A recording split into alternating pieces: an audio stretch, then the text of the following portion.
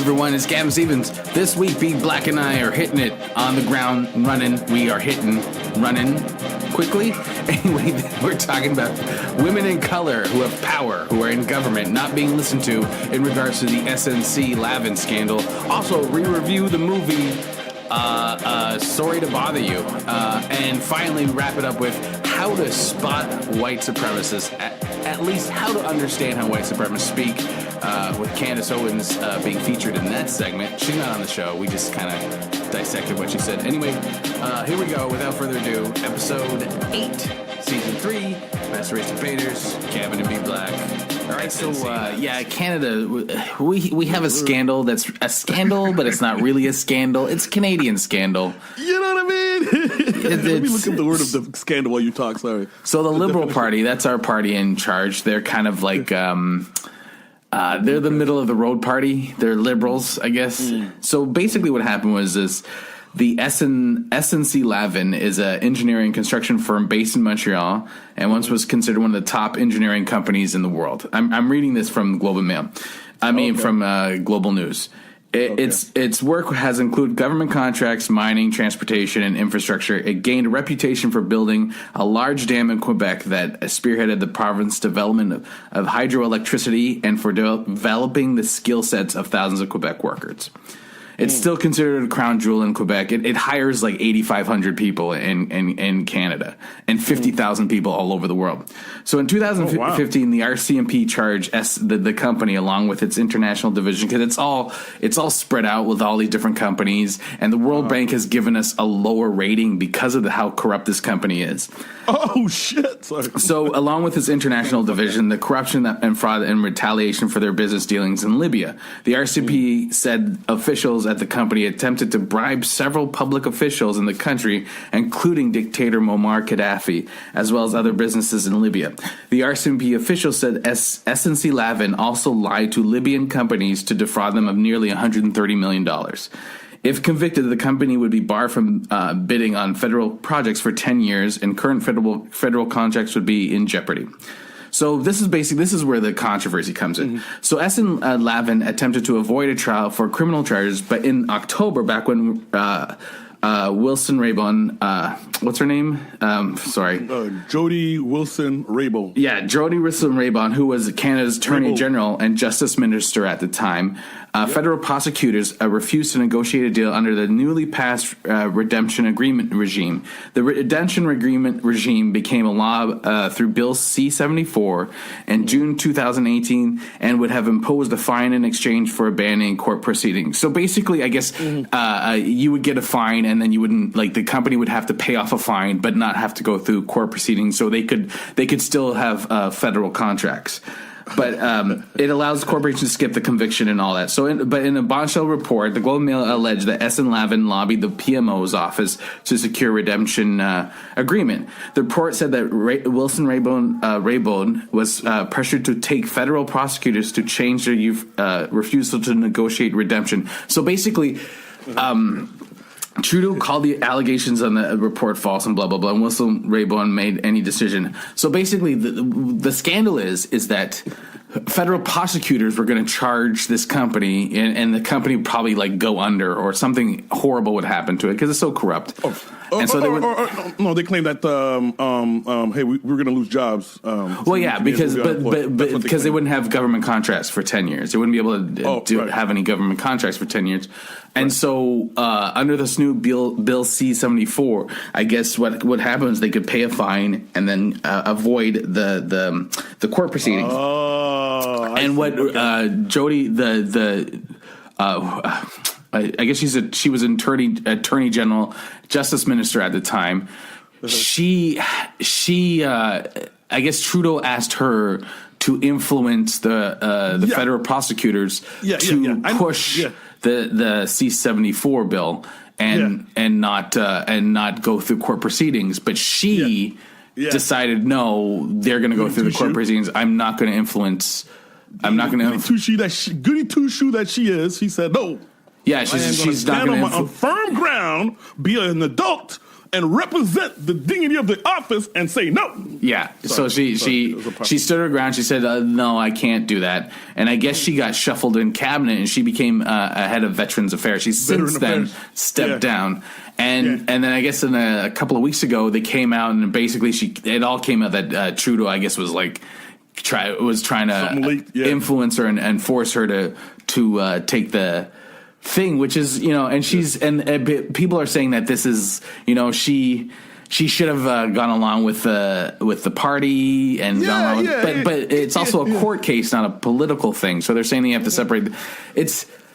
I don't want to get into the fucking details of this because it gets really complicated, but I want to get into the details of because we're seeing this a lot with like we're seeing like Ilhan Omar in the States, who is like talking about of Israel and lobbyist groups having influence over American politics, and she's being called anti-Semitic. And we're seeing like AOC, and we're seeing all these people like what's her name? What's that? Also, liberal MP Cesar Chenevez. You read that, right?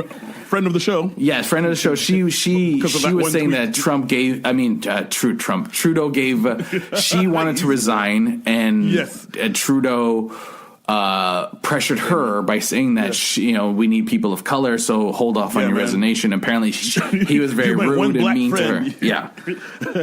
So this is what I want to get into is like this idea of politics as usual is like, okay, well we want black women, especially women of color, to have the face of the party, but we don't want to listen to women of color. Bro, okay, even back up. Okay, so two things. I'm glad that you covered the word scandal. Yeah. Canadian scandal. Canadian scandal. And the other thing about Canadian scandal is no porn stars. The average Canadian, okay, that's okay. The average Canadian, and I'm including myself, the average Canadian, never understands what the fuck is going on at the beginning. Okay. Yeah. So I'm having I'm gonna call this "What Would Jody Wilson-Raybould Do?" Okay, and I'm confessing that at first I had no idea what was going. Like I was trying to figure out. Okay, Trudeau's in the news. Okay, how serious is the scandal? Are we talking blowjob serious or lied that I smoked weed serious? Well, I don't know if it's like part of like the whole. It's gangsta shit. It's like it's basically it's nepotism. He said, "Hey, lady, I need you to cut corners. I need you to turn a blind eye. I'm dumbing it down so the way that I was able to understand it. That's what I'm trying to say. Well, lady, I need you to turn a blind eye. Do as you're told." Yeah, it's politics as usual. I mean, like we see like. Doug Ford's got, he got his best friend who wasn't qualified for the job, but they lowered the standards of the job to be a chief of the OPP. And it's business as usual. This is like politics. Like this is happening all the time. Like it's people in power putting their cronyism and all of that stuff. But what we're seeing is like something like this is with the conservatives. I guess they can stay because it's mainly white people and it's mainly white dudes, and you stay lock and step with each other. But with the Liberal Party, where Trudeau is very much, hey, I'm at the Pride Parade, hey, and I've always said this is why I don't vote. This is why I didn't vote Trudeau. Is like it just seems like it's all for show. He's like, look, I'm at the Pride Parade, but when it comes down to it, he's getting mad at the MP, Mrs. Gem. I can't pronounce her last name. I'm so sorry. Raybould? Yeah, no, Raybould, but also Selena, the Liberal MP Selena. It's like, it's like we need the look of you. We don't need you though. Yeah. Quick analogy. My dad, he was trying to recruit kids at the church. He kept saying, we need kids. We need kids. Kids by youth. We need a younger generation, or else this is pointless. Finally, kids start coming in, but they started asking for shit like, hey, can we listen to some Kirk Franklin? Hey, can we have a more animated worship team? Hey, can we, not have to wear suits and shit? And my dad was like, whoa, take it easy. Stop being yourself. What's that? Stop being yourself. Be something else. I don't need you. I just need to look like... fact that I'm a hip church. That's all he wanted. That's all I need is to look like a hip church. I don't want to be a hip church. Bro, okay, now I didn't know you didn't vote for you didn't vote for Trudeau. No, I'm a socialist. I vote for NDP. I know it's a waste to vote, but it's what I vote. Bro, I just started voting. So I voted for the guy Trudeau. His dad let our family in the country. I'm not gonna. I loved original Trudeau, as I call him, OT. I love OT, man. Trudeau helped my family out. Bro, okay, from the bottom of my heart, I don't know if Trudeau listens to this podcast. From the bottom of my heart, his greatest accomplishment will be going in front and the Canadian people and saying a Canadian is a Canadian is a Canadian. Yes. It's one of the rare times that I felt included in this country, right? Well, Trudeau, I'm setting the stage up because Trudeau, we're about to criticize you, but I'm just saying this is coming from a place of love and everything like that. And when he did the 2015, why you got so many women in your cabinet? Because it's 2015. I believe that shit. I really thought he was a true friend of the people, friend of us colors, friend of feminism, friend of all that. And then, and this story, this SNC scandal. The scandal is more about fuck. You're not the dude that I thought here's the thing though, right? Like, I mean, the scandal isn't as terrible. I mean, it's terrible in the sense of like this woman, like her professional,ism has been questioned by that's her job, and it's like, well, get a second opinion. And I see a lot of people going, well, what's wrong with getting a second opinion? It's like, well, that if you're a person of color, that's a regular fucking thing that people, black people, we deal with. Whatever. It's like, especially women of color, it's just like that's well, get a second opinion, right? But I don't know if he would have done that to a white person. I'm not sure. Yes, I've read articles about from women talking about how this is like she's her tribe, her native tribe that she comes from is about truth talkers. They talk about truth, and the women are leaders. And I read that. Yes, original Trudeau was less a politician, though, right? Like original Trudeau would tell people to fuck off. You know what I mean? Like this Trudeau is a politician. This dude was but a Canadian politician. And this is what I mean by Canadian politician is because he goes on the news and say, I respect the lady, but everything that she said, that's not how I see it. You know what I mean? Well, I mean, I respect ladies, or I have all, and then he's doing that stuff with the pipelines, and he's making deals with Saudi Arabia. He's still dealing with Saudi Arabia. It's like, okay, he's a politician. He's a politician. He's not as bad as, say, Scheer is. No, there's no way. Fuck that guy. That's what people are saying. People are like, well, now it's going to rile up the racists, right? And, as soon as you say racist, this is what right-wing people go, well, the Conservative Party isn't all racist. You don't even have to say Conservative Party. You just go, oh, there's going to be a lot of racists voting. The Conservative Party isn't racist. Isn't racist. Yeah, they just equate. They get defensive with the word. They just equate the word racist and Conservative Party themselves.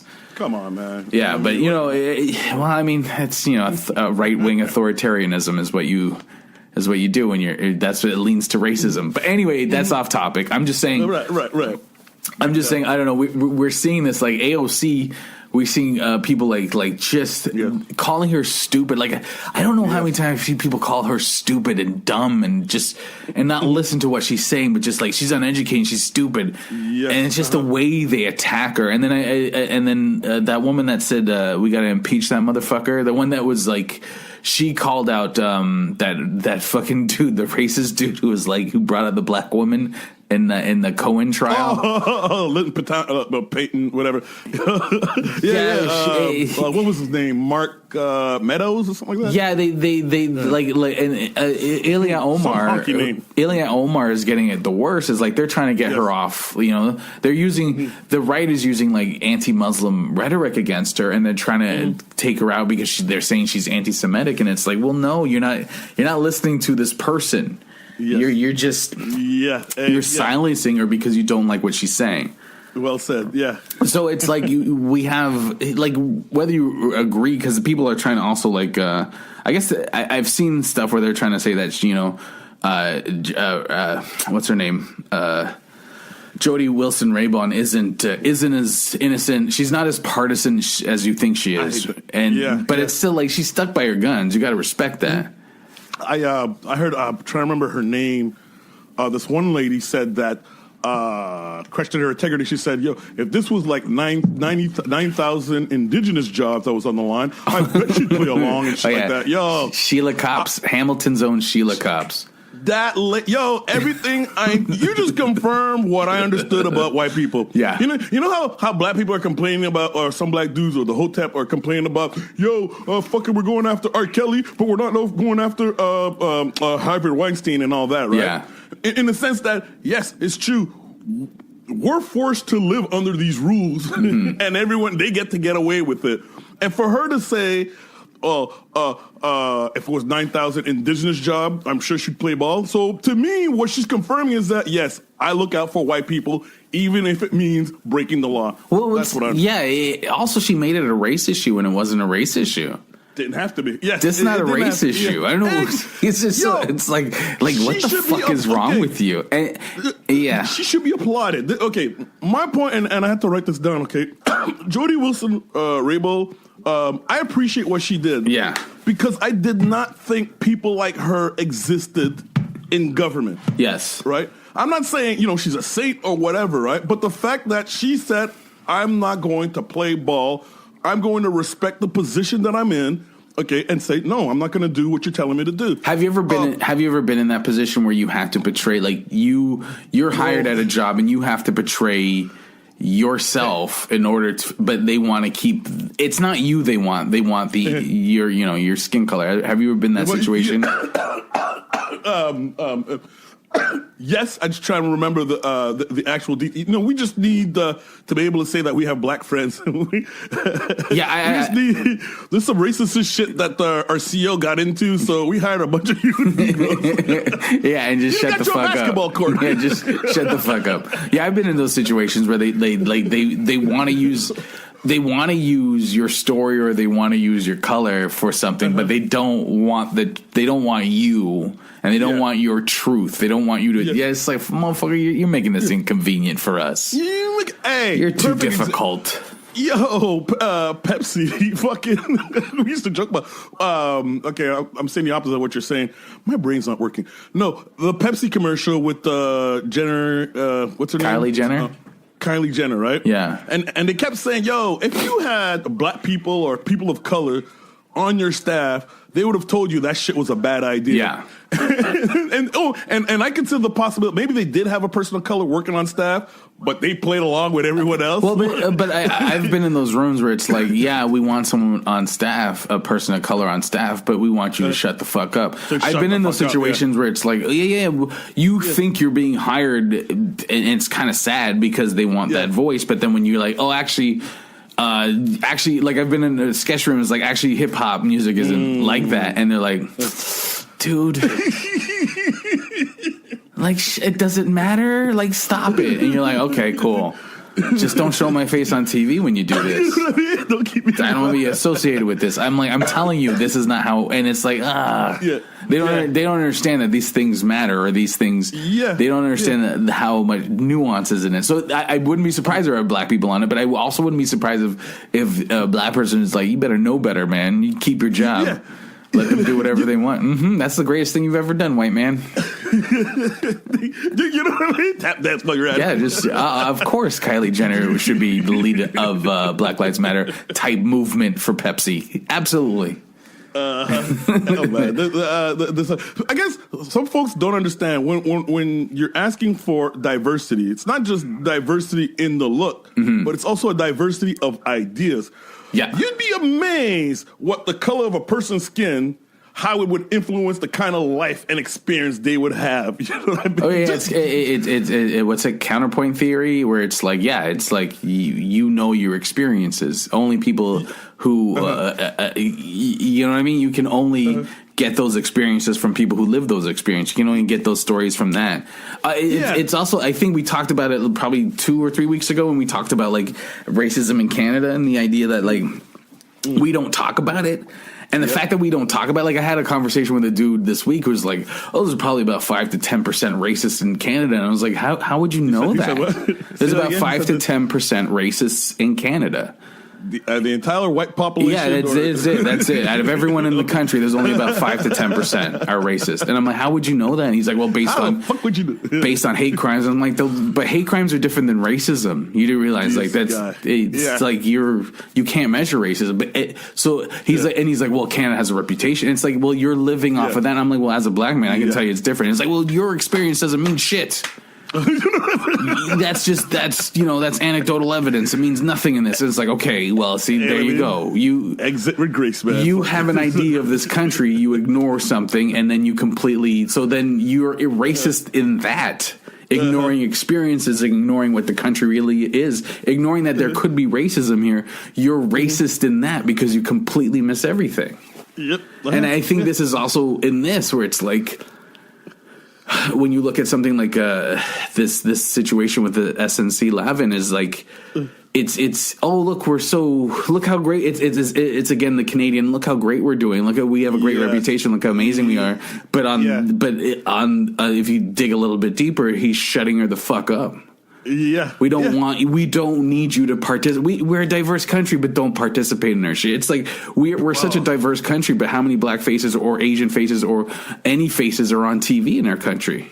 Yeah, okay, I got one for you. This is and this is for the B Black in the audience who are still struggling to make an opinion, trying to understand Jody Wilson Rabel. Yeah, I see Rabel. You probably know it's But okay, this is similar. So I have a Lebanese friend who was born in Quebec, born there, purebred, and he started to adopting these pro-separatist opinion, right? Yeah. I go tell this to a white Canadian, right? You know what this white guy says? What? Oh, wow, I really want to hear what he has to say about Quebec separate. No, he said, yo, that dude should go back to his country. Of course he did. He lives. Of course he did. My point is this: he Lebanese dude grew up in the province of Quebec. He was surrounded by Quebecers. Basically, he had time to absorb and hear what they had to say and see the world like they do. Yeah. Right. The fact that he managed to adopt, like, he's not saying I want to break up the country. He says, I understand what my fellow brethren, Quebec brethren and sistren, whatever, are saying, and their point, like, he sees the world like they see it. Oh, yeah. An outsider sees the, think about this. An outsider sees the country better than you do, Mr. Canadian guy, because you hang out with the English. Okay, instead of just saying, I want to hear what this Lebanese guy has to say about Quebec separate. No, he went straight to, this ain't your place to talk. Yeah, Go back to your country. I own this place. Shut the fuck up.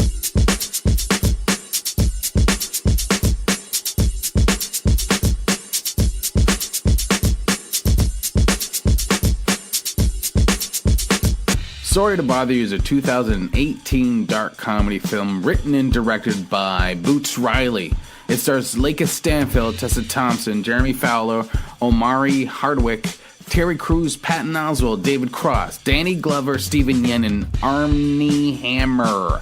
The film follows a young black telemarketer who adopts a white accent to succeed at his job. Swept into the corporate conspiracy, he must choose between profit and joining his activist friends to organize labor. So, okay, yeah, you just heard I just did the intro for this movie, Sorry to Bother You, while you were eating your jerk chicken. I told you not to tell people. Okay, sorry. What's about Jamaicans and all that spice? It was too much. It's too much. He stereotyped you. What was it again? He racially profiled you. He racially profiled. Yeah, this brother can handle the spice. Yeah. It's shameful when you can't. Man, just run a hand in your card. What's funny is I told Gavin that in confidence. Yeah, because I rather hear it from me than someone else. And then, boom. Yeah, then I just same from the audience. Sorry, man. I'm sorry. I couldn't help it. It's all good. In the spirit of like honesty, this movie, Sorry to Bother You, I introduced it as a 2018, directed by Boots Riley. It's his directorial debut. I couldn't say that word for the life of me, but yeah, it's he's from the band Coup. Coop or Coo. Yes. I just figured that out. Yeah. He looks familiar. Yeah, I love their music. They're great. Oh, you're a fan too? Yeah, I'm a fan. But honest, I just got into it in the last couple of years. But I really like his. I love their stuff. He's been around forever. He's been a rapper forever. He's like, he's been around forever. And they had an album cover of the World Trade Center exploding before 9/11. Really? I think it came out on the day of 9/11 or the same week of 9/11. Well, this dude's deep. This dude's like he's deep. He's deep as fuck. Like the movie, like for me, this movie isn't perfect in terms of a movie. Like in terms, like there's moments in it I'm like. But I can but the execution and the subject matter, I completely can overlook everything. It's such I love this movie. It's so hard for me. Like most of the movies we've done on this, I've been like, this is bullshit. But this is a great movie. Yeah. Okay. Did you mention this is to take a break from the usual movies that we do, and this is needless to say, there's no middle fingers we're giving to this movie. We want to give you like a bit of a break as an audience. So we go, hey, here's one we liked. Sorry to bother you. It's a small movie. People were upset that it wasn't nominated for an Oscar, which, but I it's so different. I've never seen a movie like it. Layers. Shit's got layers. It's got layers. So basically, like I've worked in call centers, and this movie is about being black, and it's also about capitalism and being black or being. I don't think it's just black, but it is. Because they use a white voice they use a white voice to sell stuff. But when Danny Glover explains the white voice, it's like it's the voice that white people want to be. It's not even their voice.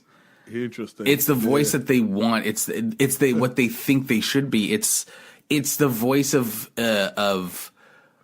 just relax. Like your bills are paid. Your bills are paid. You don't really need this job. You don't really need it. And I'm like, as soon as he said that line, I'm like, it just clicks. It's just, I know what you're talking. I know exactly what you're talking about. That whole you don't give, who gives a fuck. Yep. Nothing is more attractive than don't give a fuck. Not giving a fuck. Not giving a fuck.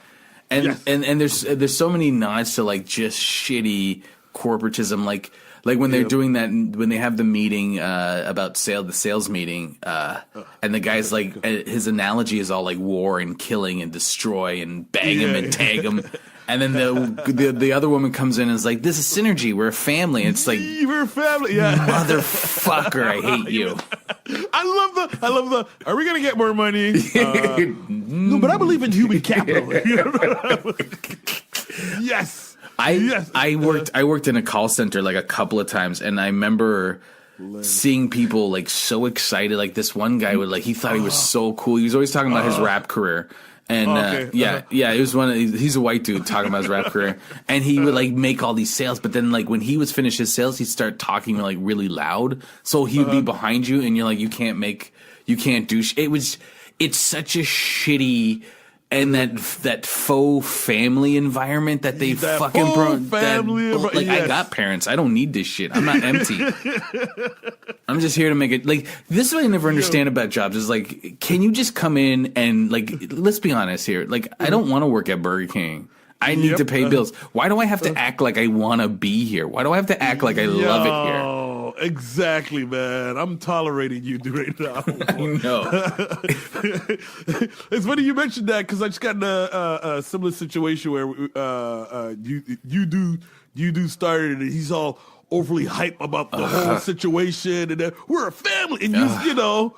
Fucking, what can we do to move to the next level? I'm like, dude, fuck. I'm lucky I make it here on time and not shoot anyone before I leave. Yeah, if your family gets shot in the head, then yes, we're a family. Fuck, like those people. Like I had a job like a couple years ago. I was working at Maple Leaf, and every day these people thought I was the worst human being. Because I hated being there. I hated everything about it. I didn't care. I just kept to myself. I didn't want to make friends. Yep. I didn't want any of this shit. I just wanted to be left in a dark corner. Like I would be like, you know what I would be? I'd be. You remember those anti-Semitic trolls in the Harry Potter when they put them in like the bank and they're in the vault in the back. I'd be one of those, just in the dark, doing nothing. Just leave me alone. Just leave me alone. I just need to. I just gotta. This is humiliating for me. I hate this job. I just need to make some cash. That's it. I gotta make ends meet. Yeah, man. I forgot to say, I gotta give a shout out to a friend of mine, white dude. I gotta point out he's a white dude, Jim Little, because he saw this movie first and his mind exploded. Yeah. And then he shows up to me, yo, you gotta see the movie. You gotta see the movie. I don't know why, like, it's a black movie. I usually put it on my agenda to watch a movie, but I didn't jump on it, right? So first time I see it, I got to admit, right? I liked it, but more for Tessie Thompson. Is it Tessa? Tessa Thompson. Tessa Thompson, man.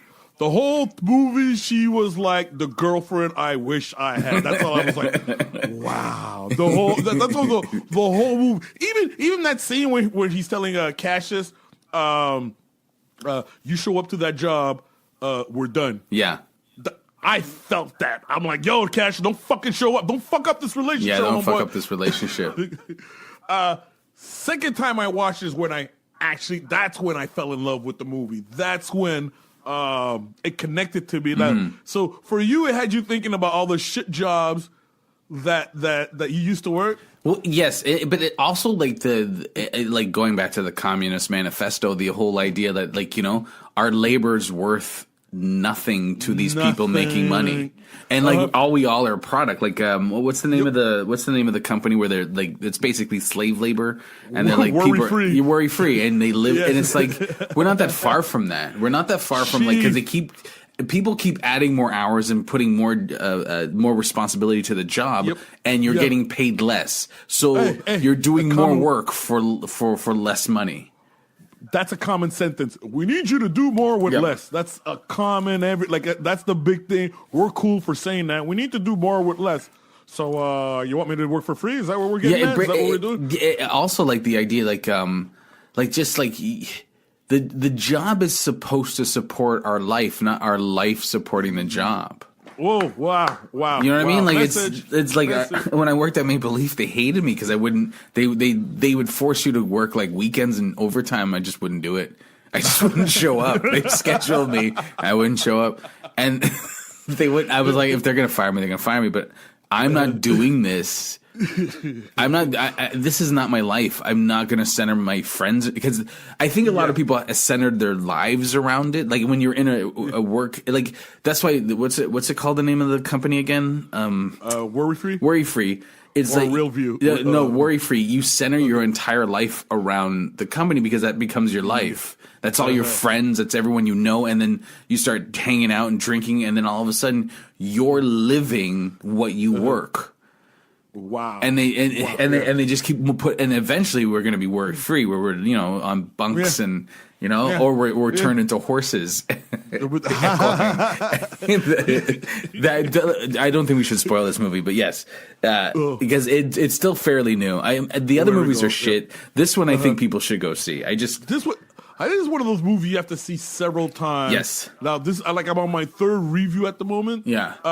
So I said. So one thing that moved me think about was when shit gets too expensive and I can't afford shit, and I worry about that time of the year, that point in time where we're all broke, man. Yeah. We're trying to fucking a yogurt. Finding food in the garbage is a good day. You know what I mean? Shit like that. Yeah, that's that. Yeah, you're doing well. You're doing well on.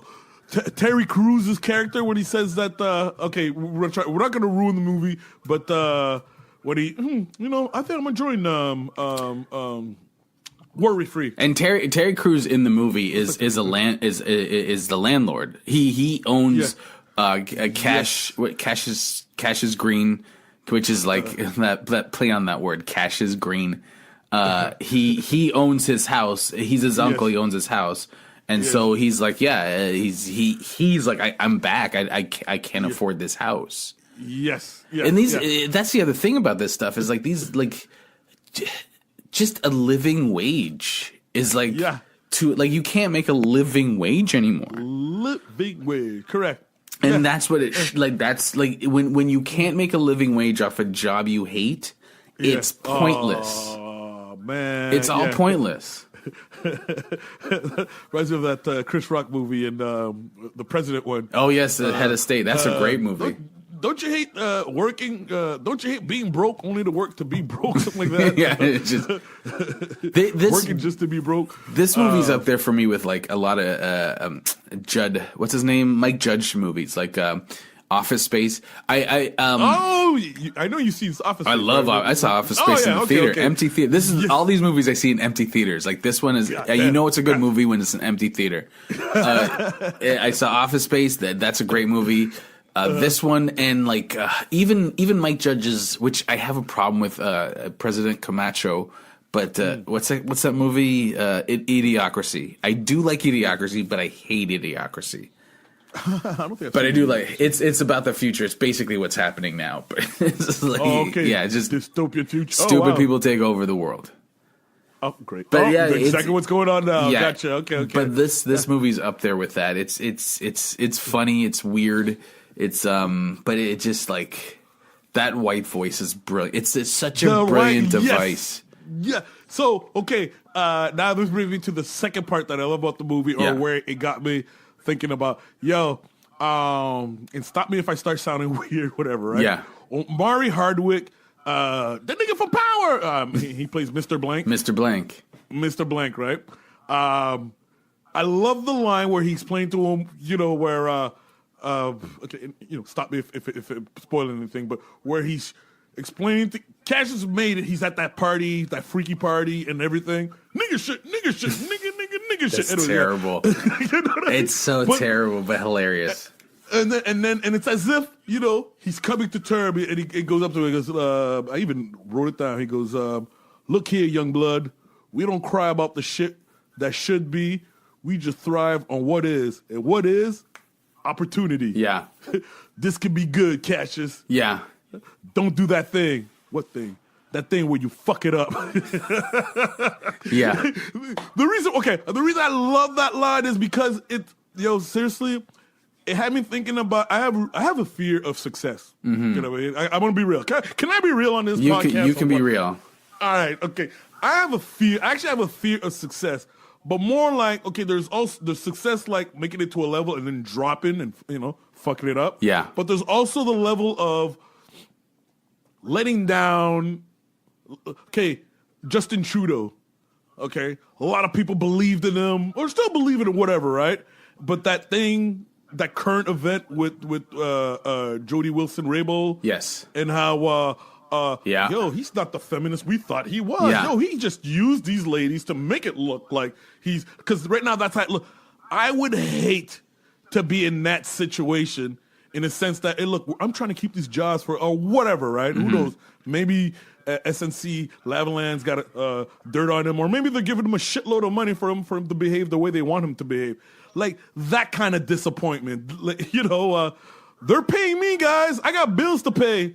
And all I got to do is tap dance. Okay, I got a better example. I told myself if I ever do comedy, my big fear in comedy is only alt-right racist people laugh at my jokes and black people hate the fuck out of me. That's a nightmare. I can't do the Nubian show. What I mean? Well, that's the thing too, right? Like as coming from a group that's largely marginalized, you are if like in Cash's Green position, he gets promoted to a higher position. Most of the people of color, when they're like, we need you to represent us up there, they're not up there. I mean, of course, Mr. Blank is up there, but he's one of the few up there. Yep. There's other black people up there too, I guess. But like the idea, like people like Cassius Green, people who are like from his position or who are his position are far and few. And so when you see him at the party, it's mainly white people, except for Mr. Blank. And when they're like, "Hey, start rapping for us," which is like dance, dance monkey dance. It's basically that.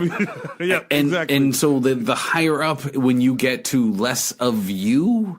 Like if you're white, there's still more. If you're white male, there's still more of you. There's a level of sellout and a level of cutting yourself off from other people to be like, hey, I don't mind I don't mind enslaving people to help business, whatever, to make money. Yep. But when you for someone like Cassius Green or yourself, or me, anyone who's from a largely marginalized group, the higher up you get, the less of you there are. So you're representing the entire group. You become representative of the group, either whether you want to or not. The group looks at you. Because I remember being on Comedy Inc., being on the TV show, and I remember a dude coming up to me. He's like, "Hey, man, you're representing all of us." He didn't mean it in an asshole way, just like, "Congratulations, I'm so glad you're doing this."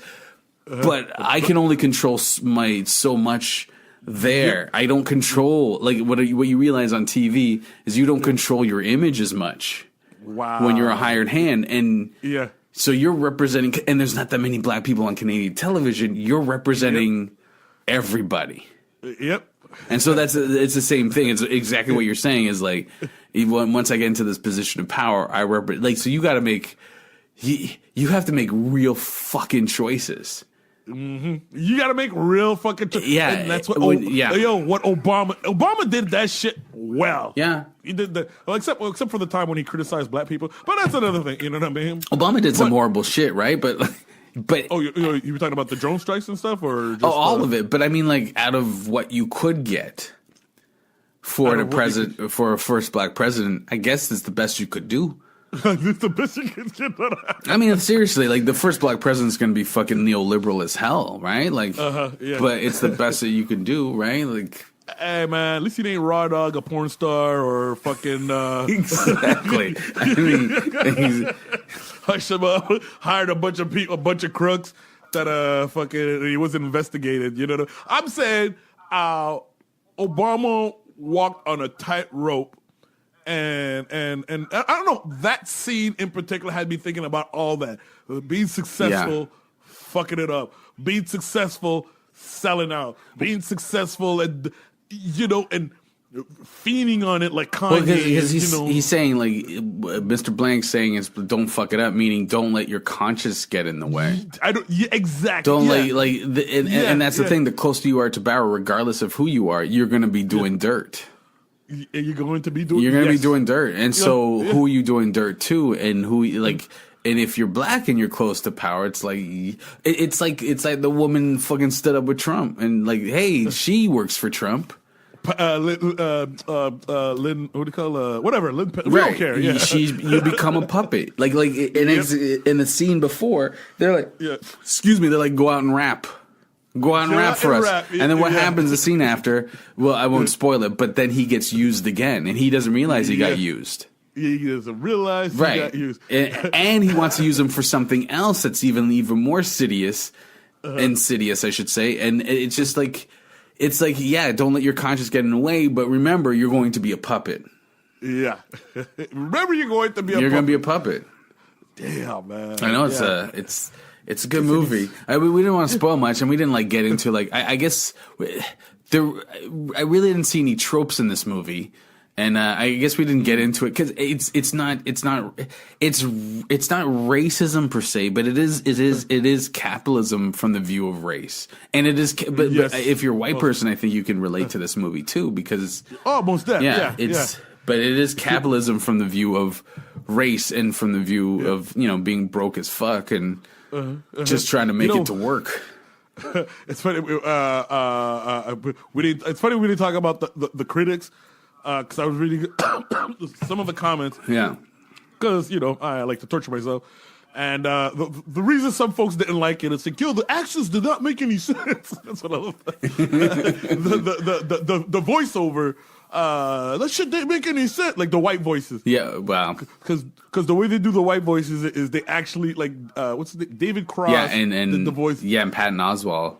Oh, Patton, okay. Yeah, Patton Oswalt did Mr. Blank's voice. Yeah, and they're very white, but they're Oswalt. Yes, that's the voice. Yeah, you recognize it after. Yeah, so they really do the white voices, but that's the point of it is that it's so relaxed and so carefree. Yep. In a world where like you have to remember you're entering the movie where he's lying to get a telemarketing job. To get a telemarketing job. He's desperate for a shitty neon light cubicle telemarketing job. And then the guy that's like that runs the office is like the way they capture telemarketing, I'm like, holy fucking hell, man. I get a feeling in my stomach. Like every time I went to that place, I was like, I felt nervous, and it's just like, oh my God, he captured it so well. Yeah.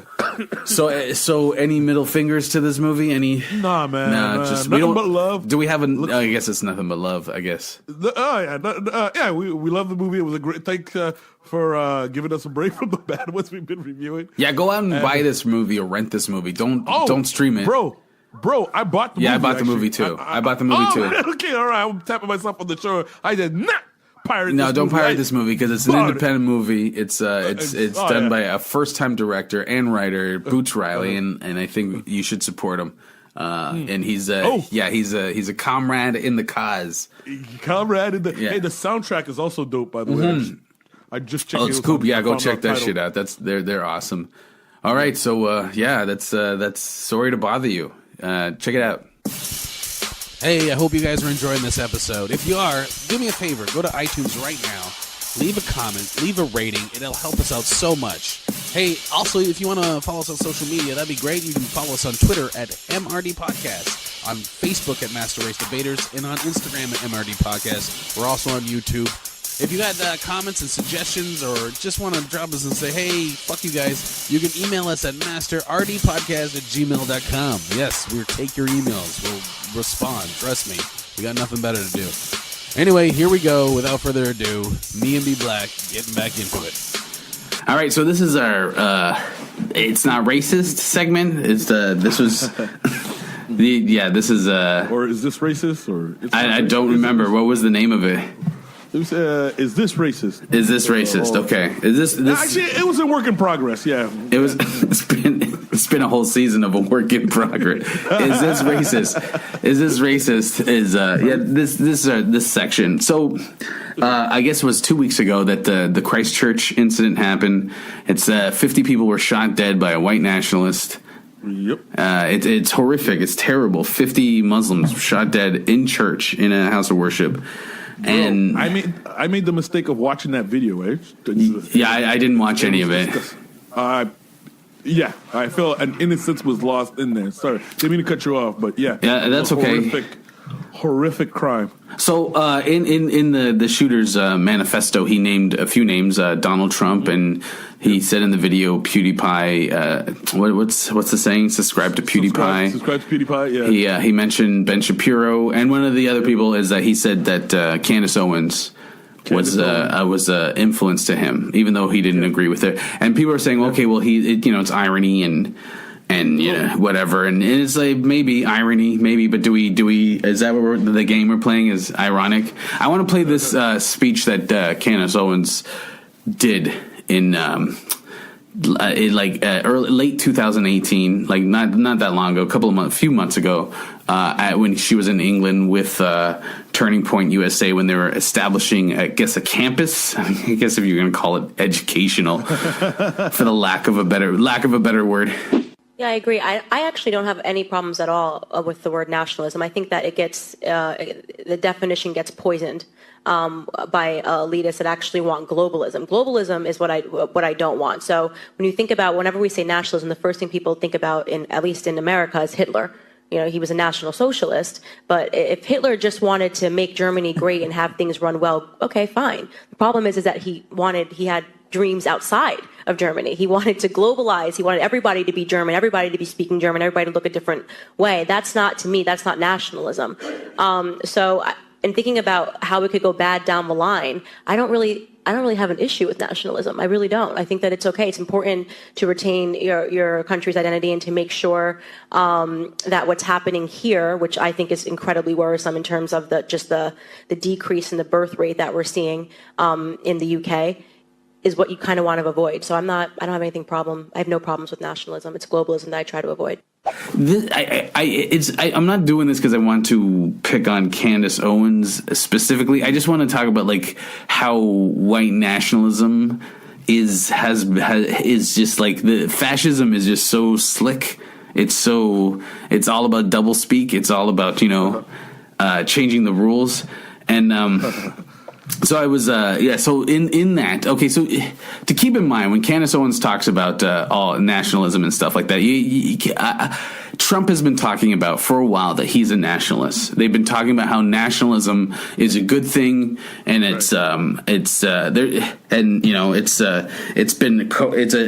don't call it a definition. They say that elites or the left has changed, or this is the way they look at it. They never say the actual definition. They don't say, oh, this is, and then the definition of nationalism. Just to frame this, the definition of nationalism is loyalty and devotion to a nation, especially a sense of national consciousness, exalting one nation above all others and placing primary emphasis on promotion of its culture and interests as opposed to those of other nations or supranational groups. Intense nationalism is one of the causes of war. So this includes like nations, ethnicity, and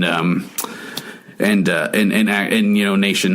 Now, when you're listening to Candace Owens talk, when she says like in her first segment, when she says, "I actually don't have any problem with at all with the word nationalism," I think that the definition gets poisoned by elitists that actually want globalism. Globalism is what I don't want. She's conflating nationalism with patriotism, right? Like. That's what I think when I hear nationalism. Right. So nationalism is like cheering on your country at the Olympics. Mm-hmm. That's patriotism. Nationalism is like your country must die because my country's better. It's basically that I have the greatest thing, and it's superiority, and it's based on hierarchies. It's based on violence. It's based on superiority. Globalism that she mentions is the idea. This is the definition of globalism according to Webster's. The idea that the idea that events in one country cannot be separated from those in other, and that economic and foreign policy should be planned in an international way, meaning that everyone's like a world. Everyone's like what's the word I'm looking for? Like a citizen of the world. So, okay. Yeah, I'm not a big fan of globalism either. Word? Because I mean that's how we've lost jobs and stuff. That's how people have they've shit jobs over, and like borders don't mean anything. Which I'm against borders too, but I mean like it's a fine line. Anyway, so when she's saying globalism is what I don't want, these are the two words. This is where the beginning of the framing of the muddling of the words begin, right? Like nationalism is good, right? And we remember Trump said nationalism is good. And so she moves on and she says, whenever we say nationalism, the first thing people think about, at least in America, is Hitler. He was a national socialist. Mm-hmm. This is my problem, right? It's like, okay, so she's saying Hitler he gets confused as a nationalist, and then she moves on. But if Hitler wanted to make Germany great and have things run well, okay, fine. The problem is that he wanted and had dreams outside of Germany. He wanted to globalize. He wanted everybody to be German, everyone to be speaking German, everybody to look a different way to me, and that's not nationalism. Okay. This is the problem. Is like this is 6 million Jews lost their lives. Well, because of his ambitions, but okay. Well, this is the problem. This is the the different languages. Like when she says like Hitler just wanted to make Germany great and have things run well. Okay, fine. If that's if he wanted that, yeah. If he was on that Donald Trump tip of. God bless America and no place else. Yeah, the problem is that he wanted and he had dreams outside of Germany. So like a lot of people had this argument, like even including me, that what she was saying is that his only problem is that he had dreams outside of Germany. Which this is like a simplistic view of. There's so many things wrong with this. First of all, Hitler's whole goal was that Germany was the greatest. Like they used the phrase "make Germany great again." That was one of the political phrases they used. Hitler killed his political opponents. Like Hitler was murdering people before he left, before he had dreams of getting outside the country. Also, Hitler's plan was that it wasn't about it's not about like how she said he wanted everyone to speak German. It wasn't that. It was that everyone was less than German. He was trying to create an Aryan nation. Yep. So like this whole thing that she's talking about, oh, if he just wanted to do this is like, so I've gotten arguments with people over that. And then here's the last segment that I really had an issue with is when she says, I'm sorry, you and I will talk about this. I just want to get this out of the way. I don't really have an issue with nationalism. I really don't. I think it's okay. It's important to retain your country's identity. And here we start going into white nationalist talking points. And to make sure that what's happening here, which I think is incredibly worrisome in terms of the decrease in birth rate that we're seeing in the UK. Now, whose birth rate are we talking about? White people. Right. And who talks about birth rates more than anyone else? White folks. Right. Is what kind of we want to avoid. So I have no problems with nationalism. It's globalism that I try to avoid. So that's everyone's focusing on, like, and rightfully so, focusing on what she says about Hitler's only problem. Hitler's problem is that, but the birth rate thing is what she's hitting on a white nationalist talking point. This is the same talking point that motherfucker went up and shot 50 people. We are under attack as white people. Shit. Yeah. Okay, as you're talking, I'm trying to recall politician just brought us up, Asian American politician, talking about how with the decline of white people and as white people get closer to becoming a minority in their own country, become a minority in the United States, he's worried that there's going to be attacks on Asian Americans the same way there was attacks on Jews in Germany when Hitler was in power, and he kept throwing that, hey, we're going to be a minority in our own country, us Aryan people, and all that. Yeah. So I'm connecting the two together. Well, this is what I'm saying. This is what, because I had a debate with this conservative who was like, no, he was, and this is where I realized, like, fucking conservatives have a different language than. Like, we're just talking different languages. And so he's like, well, no, she was talking about when I had the debate with the conservative about that, I was saying, well, no, what she's saying is either he says she's well-spoken, which, by the way, is a racist thing to say about a black person. Like, it really is. Like, she's well-spoken. She's well-spoken. And it's like, that's your compliment to her? Well. Yeah, she speaks well. And they can't even help not dog whistle in the people they like. They're so not used to being around anyone else but that doesn't look like them. So he was like, oh, she speaks well. I'm like, well, if she speaks well, she either fucked up or she did this on purpose.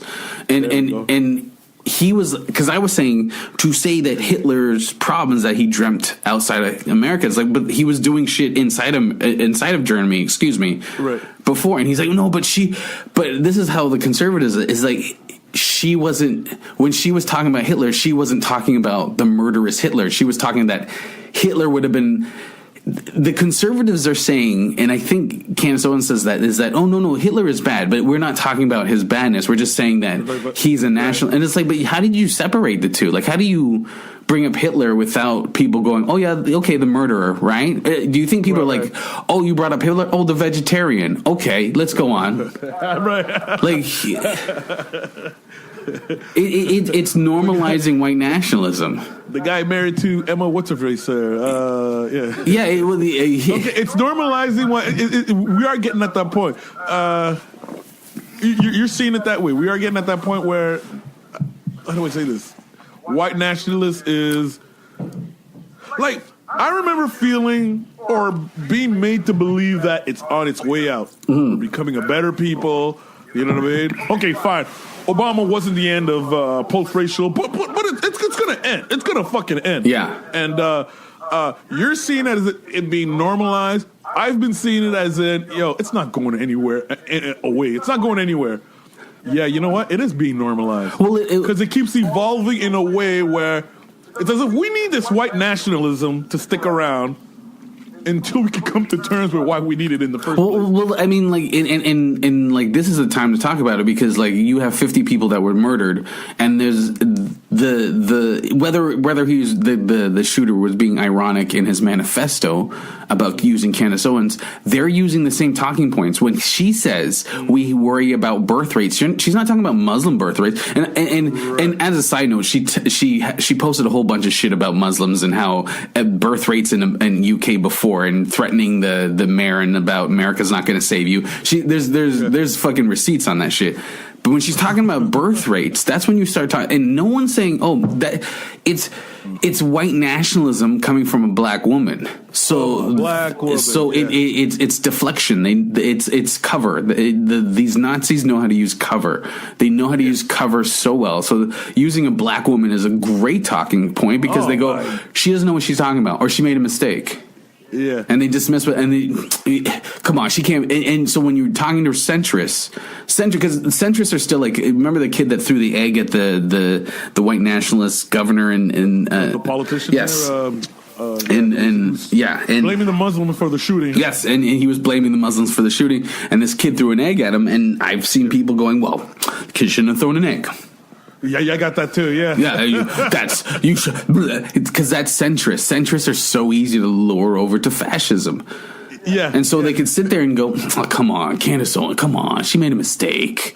She was, but when you take the whole thing combined, when you listen to Trump and you listen to Fox News, Trump's on Fox News with Laura Ingraham talking about nationalism and saying how the left likes to look at nationalism like it's this. And it's like, no, you mean patriotism or do you mean nationalism? Because nationalism is steeped in power. It's steeped in hierarchy. It's steeped in... It is what white nationalism is like it's the same thing as being America is. But when they say America, they mean white people. FDR was a nationalist, and he didn't help black people when he had his New Deal. His New Deal only had white people. And he was a nationalist.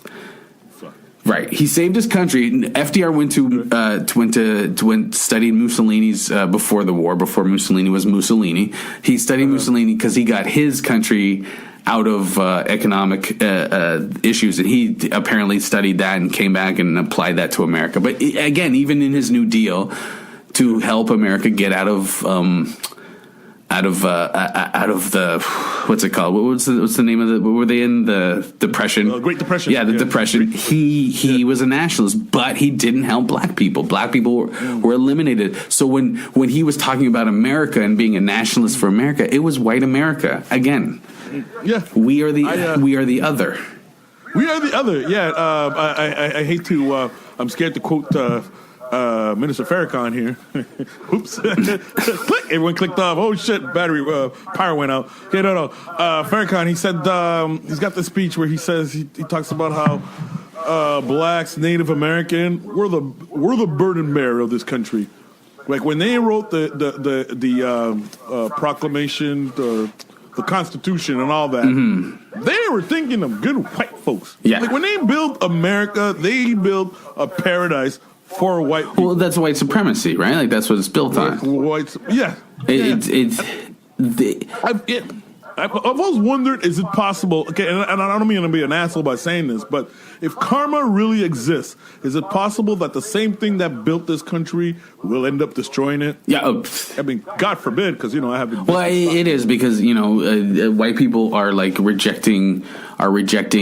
started rejecting since Obama era. They started rejecting things like global warming because he sided with it. Here's a point. Here's a point I read in one of the. I think it was I forget what it was, but I read an article talking about Candace Owens' point. When she said, "But if Hitler just wanted to make Germany great and have things run well, okay, fine. The problem is that he had dreams outside of Germany, blah blah blah." And this is what they said in this article. It's that the problem here is that Hitler never had this as an ideal. Like the idea of it wasn't like, Hitler's economic policy was always about two larger interests: politically insulating Nazi ideology and then conquering lands in which to put it into effect. To take from Mein Kampf, he says, turn your gaze towards the land in the east. At long last, we break off the colonial and commercial policy of pre-war period and shift to soil policy of the future. If we speak of soil in Europe today, we can primarily have in mind only Russia, her vassal border states. Hitler's idea of soil was also inherently bound up with his notions of ethnic and ideological purity. And that same chapter of Mein Kampf, Hitler claimed that Jews, a ferment of decomposition, had taken over communist Russia. Combining these themes of soil and ethnic ideology purity, Hitler showed the link between the desire to seize soil and his plan to use it for Aryan peoples. This is why Hitler was always going to declare war on the Soviet Union. It was what all his investments in the Nazi military and economic has always been meant for. Hitler's own words and actions prove the defining delusion of Owens' argument that the fanatics' domestic policies can somehow be isolated as something positive. They cannot be. Hitler's economic policy only existed to serve the expansionist objectives and ultimately to secure for his nation annihilation in a brutal war. So, yeah, it's like Hitler was always going to destroy every other nation, or try to, because nationalism is based on we are the greatest and everything else needs to die around us. Everything else needs to die. Yeah, I thought he was on what's that expression? Lay down or get down? No, was it lay down or get down? Lay down or get. Join us or die. You know what I mean? No, see, that's plomo o plata. Well, see, that's how Candace Owens is saying, right? That's what Candace Owens is saying. Oh, if you're not German, you better. No, that's not it. Globalism is kind of like that. Globalism is like, hey, globalism is the reason why we have like sweatshops and shit like that. Like but it's also. But here's the thing with globalism is it's also a slur against Jews, right? Like that's the other thing is it's also a slur against Jews. So, like this is, I'm telling you, I only want to do this segment because what I'm seeing is like, I guess it's normal. I guess this is the way we're heading after the shooting. I'm seeing centrists making excuses because they don't want to believe that this world exists. Like we're like when people are saying the okay sign and everyone's like, stop it. And then the shooter's giving the okay. It's like, what you think is far-fetched is reality. Yeah. Okay. All right. I'm seeing a connection here. What you think is far-fetched is a reality. Well, because even Trump said, like, it's like, white nationalism isn't a real problem, and Fox News is going on, and they're spinning this. First they say nationalism isn't a problem, then they're like, white nationalism, this isn't minor, but the stats show it's not. The stats show that it's growing, it's becoming worse. It's okay. It's like this. The way I say white supremacy, it's like I was gonna put this. I might actually put it up on Twitter. It's like if I had if white people suffered from a disease, or there was a disease that only affected white people, and the cure involved me having to do something about it. Right? Would I put as much effort into it as white people are into white supremacy, into ending white supremacy? But here's the thing, B, it's not just white people. Like we look at this guy today who was like talking to black people about like, calm the fuck down and shit from Oshawa. Oh, the Golden Lord guy, right? For the Oshawa, man. So, I don't know, the R&B singer, whatever. So whatever his name is, I don't care. I'm not gonna listen to his music. I'm not gonna promote him. But it's like the white nationalism hides itself in like anti-PC and anti-SJW and all those talking like Jordan Peterson. It's hidden in all that shit. This is why the shooter named all these people. Yes, it's ironic. But fucking Trump has been named at every fucking shooting as an inspiration for every fucking terrorist act that's been from a white dude. And then Ben Shapiro, how many times is he going to be named? Like these are gateways. These people are gateways to white nationalism, and they need to be taken seriously now. And so it's easy to get these people because it's like, oh fuck these SJWs and on the campus and fucking and these these SJWs, and it's like, is that really the problem? Is the SJWs really the problem with the people shooting them Muslims, or like when the media is calling Ilhan Omar anti-Semitic, and how horrible this anti-Semitic. They're right. And I just read somewhere it's Netanyahu just recently, apparently, the Prime Minister of Israel just said that Hitler was actually influenced by Muslims. So what we're seeing is a ramping up of fucking normalizing of white nationalism, and just like, hey, it's not a conspiracy, man. This shit is. Yeah, no, I get you. There's so many points I was gonna be. Okay, I'm gonna stick to this one here. I'm noticing with conservatives, and again, like I told you, I hate this whole tribalism and whatever. But I'm gonna say with that part of the world, there is no reasoning. There is no sense. Mm-hmm. This is my view of the world. Yep.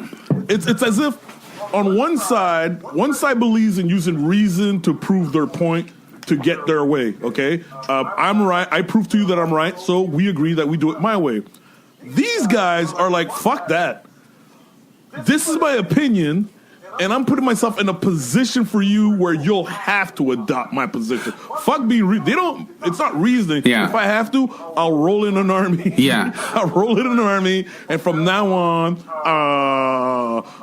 fucking no one sees color from now on. And well, it really is about, the right is selfish. They see themselves. It's about themselves. Anytime themselves is being harmed, that's when they have policies against it. And the left is about, left is collectivism, and the right is the individual.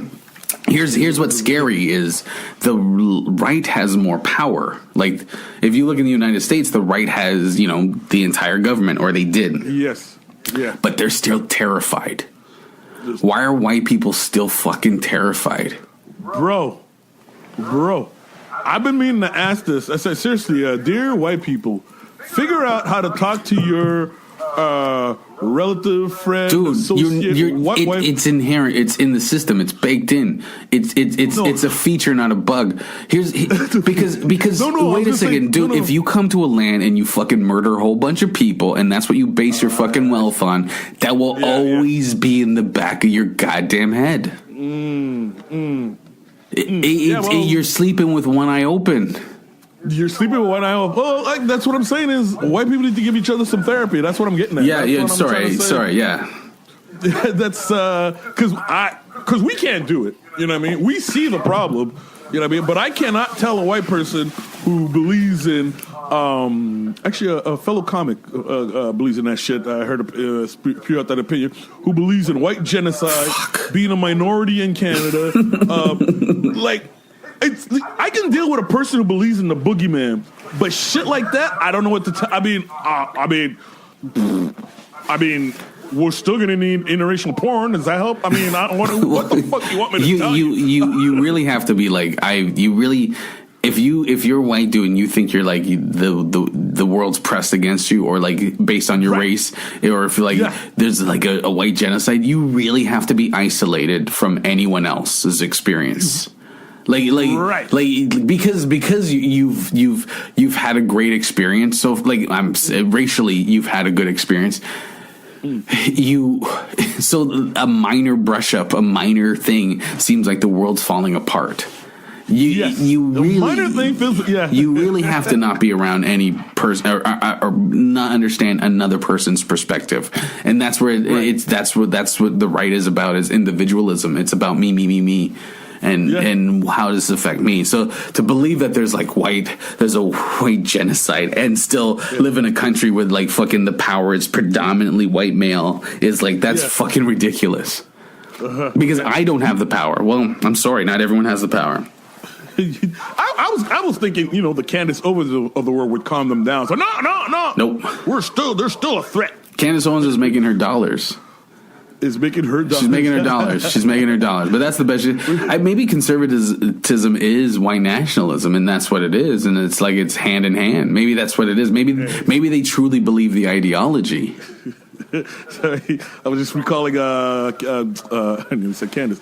Gavin and I, we were talking earlier about Candace Owens' Endgame.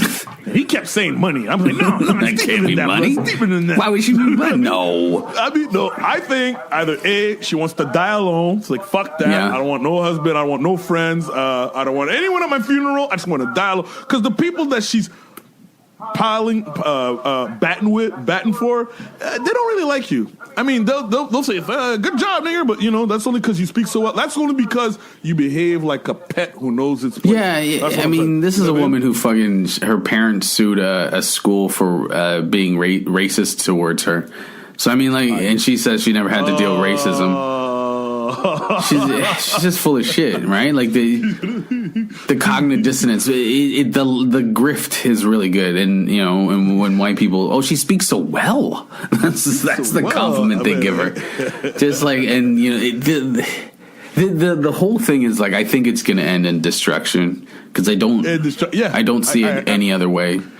I feel a part of me, the black people bond, feel sorry for her for that part. Yeah, like the end game. You know what I mean? I mean, unless if let's say white nationalism takes over. They wipe us out. Did you say take over, or do you mean gets more aggressive, ramps up more? Gets more aggressive. Yeah, yeah. She might have a statue. They might build a statue for her. You know what I mean? They don't like her. That shooter doesn't. Chicken or some shit like that. That shooter didn't like her. Nobody. They don't like her. They do not like her. They don't like that she. Here's what makes her even worse than an average black person. She's betraying her own race, and she's in higher ups with them. Oh, they don't like that she took some white girl's spot. She took Tammy Lauren's spot. You know what I mean? You're taking Tammy Lauren's spot? Fuck. Tammy Lauren, Ann Coulter. Shit. Yeah, fuck you. Fuck that. Not this. She's not pure. They're dedicated. Sometimes I think maybe she's my karma for listening to rappers who bragged about selling drugs. Yeah. You know what I mean? And now this chick comes up, finds a way to make money for herself in a way that I don't approve. Like, fuck! Well, she might make a rap song about it. Here's the thing. I'm only isolating her as an example of the way the white nationalism is it seeps in without you knowing. How fascism seeps in without anyone. I am by no means. I don't want to pick on her alone. I think it's a whole bunch of them. Yeah. But that particular talking point, I had an argument with someone who couldn't see what I was seeing, and I couldn't see what they were seeing because they were like, "Well, no, she was just talking." And I'm like, "You're being," and he was a Jewish guy too, and I'm like, "You're just being." Tribalistic because you're guarding someone that you agree with. And then, I had to insult him to tell him to shut the fuck up because I couldn't take anymore. But it was basically, it was basically like him telling me, well, no, she was just talking about how Hitler's a nationalist, how Hitler's how Hitler is a nationalist, how nationalism is good, and Hitler's and it's like, no, but she also just said that he would have been fine if he kept it in Germany. So, I mean, that's like saying, Cosby would have been fine if he just kept it in his pants. I get, right? Like, if he would have been, he drugged the ladies, but don't rape them, dude. Like, just drug them. Just drug them, watch them sleep. You know what I mean? This fucking idiots. Tuck them to bed or something like that, yeah. So watch out, people. This is for people out there who think, we're crazy. And it was conspiracy where Alex Jonesin. Oh, my shirt's off right now. Oh, I'm Alex Jones. You know what I mean? I think the biggest message in here is at some point you're going to have to realize you can't stay. This is one of those things you can't stay on the side. I'm thinking of those people who tell you they're indifferent about politics. Yeah, I'm not really into politics. I can't. Yeah. And they think that they see us as the Decepticons or the Autobots and Decepticons. Can't we just get it? Like, people who I think that's the centrists. Yeah, but the centrists are like they're I just want to on the same side, freedom of speech, and all this horseshit. Fucking national, the freedom of speech shit. They floated into that argument too. Hey, we should be able to say whatever we want. Why can't we? Why can't we talk about? I'm telling you, the centrists are going to kill us all, man. I'm telling you, centrists are the teenagers in the horror movies who are still having sex while the murderer's coming up the beach. Hilarious. nationalists. That's who they are. They're gonna kill us all, man. They're indifferent about anything Fucking around them, but yeah. We're in the van trying to start it. They're on the beach like the van. They're gonna want to run in to get once they see the monster. But yeah, why can't we all just get along? What did you tell us? What the fuck? You know.